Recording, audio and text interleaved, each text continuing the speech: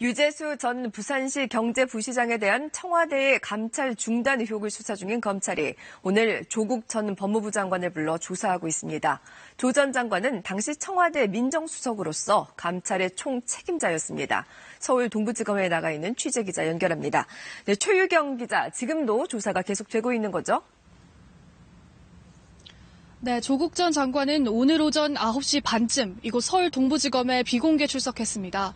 벌써 조사가 9시간 넘게 이어지고 있는데요. 조 전 장관이 앞선 가족비리 의혹 수사 때와는 달리 자신의 직무와 직접 관련이 있는 이번 조사에서는 진술 거부권을 행사하지 않으면서 조사 시간도 길어지고 있습니다.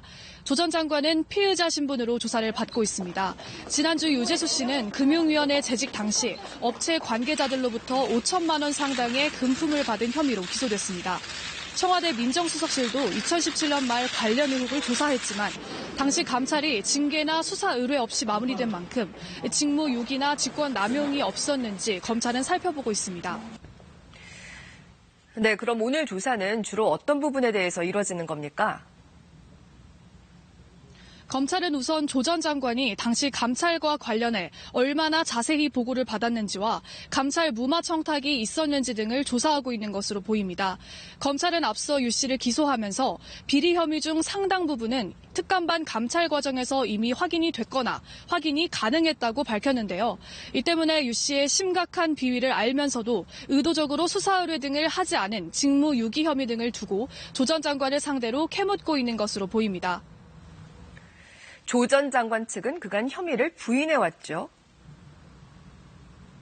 네, 조 전 장관은 오늘 조사에서 당시 감찰 결과는 수사 의뢰를 할 만큼의 사안은 아닌 것으로 판단했다는 점을 주로 강조했을 것으로 보입니다.